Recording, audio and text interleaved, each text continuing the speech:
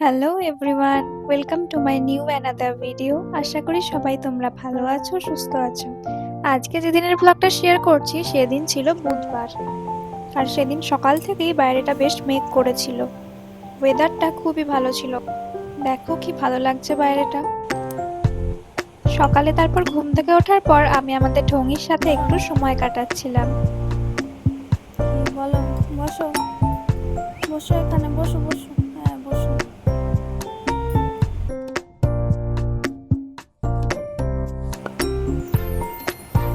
Handshake.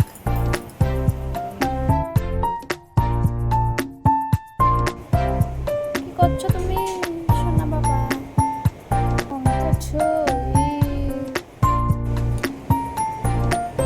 কি বল?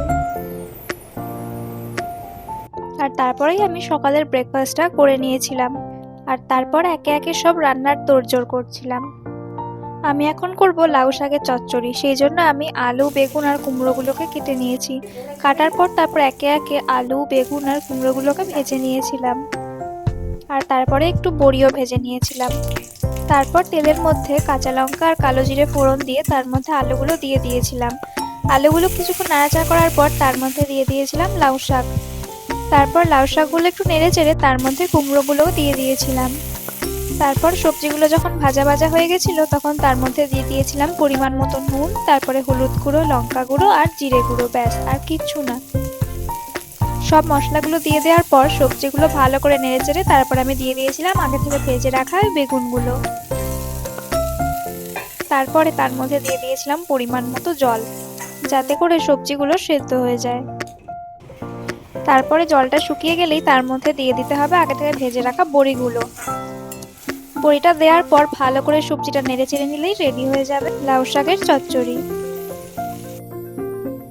আর তারপরে আমি এদিকে প্রেসারে বসিয়ে দিয়েছিলাম ডাল সেদ্ধ, আর তার মধ্যে দুটো আলুও সেদ্ধ দিয়েছিলাম। তারপরে ডালটা খুব সিম্পল ভাবে ফোড়ন দিয়ে দিয়েছিলাম। শুধু কড়াইতে সর্ষের তেল দিয়ে তার মধ্যে দিয়েছিলাম গোটা জিরে আর শুকনো লঙ্কা আর কাঁচা লঙ্কা দুটো, ব্যাস। আর সবার শেষে ওপর থেকে ছড়িয়ে দিয়েছিলাম ধনেপাতা কুচি। আর হ্যাঁ, ডালটা যখন সেদ্ধ করি তখন প্রেসার কুকারের মধ্যেই একটা টমেটো কুচি দিয়ে দিয়েছিলাম। এইভাবে ডালটা করলে বেশ অন্যরকম লাগে খেতে, খুব ভালো লাগে। আর তারপরে আমি এদিকে করছিলাম পেঁয়াজ পোস্ত।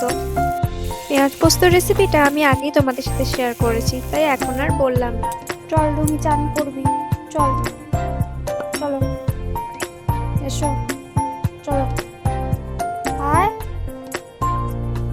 আসবি না? চলে, চ, স্নান করবি, চ, যাবি না? যাবি না? চল, চ, চ, চল। এই যে এখানে ঢঙের অবস্থা দেখো, ওকে যখনই চান করতে নিয়ে যাওয়ার জন্য বলা হয় তখনই ওইরকম করে চুপ করে শুয়ে থাকে, একদম চান করবে না। আর তারপরেই আমরা এদিকে খেতে বসে পড়েছিলাম দুপুরে। আর তারপরে খেয়েছিলাম একটা পাকা আম।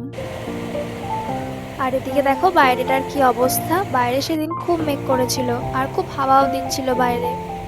তারপরে কিছুক্ষণ পরই শুরু হয়ে গেছিল বৃষ্টি।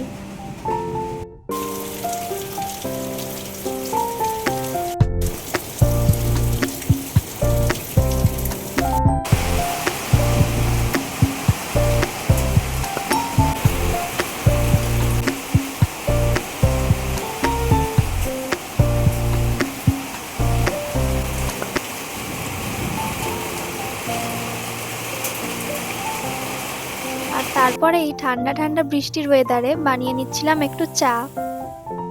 আর তারপরে ভেজেছিলাম একটু বেগুনি। বৃষ্টির দিনে এই মুড়ি, বেগুনি আর সাথে চা, উফ, একটা দারুণ কম্বিনেশন।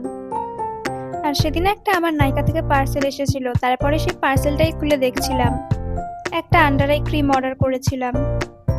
আর ফ্লিপকার্ট থেকে নিয়েছিলাম একটা আমার ফোনের কভার। তারপরে একটা খেয়ে নিচ্ছিলাম মিষ্টি। আর রাত্রে আমি এখন বাড়িতে রান্না করব বিরিয়ানি, সেটারই প্রিপারেশন চলছে। এই যে এখানে বিরিয়ানি কমপ্লিট হয়ে গেছে রান্না করা।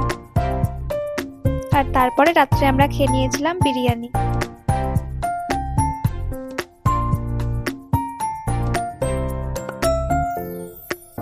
আর শেষে খেয়েছিলাম একটা জিরু।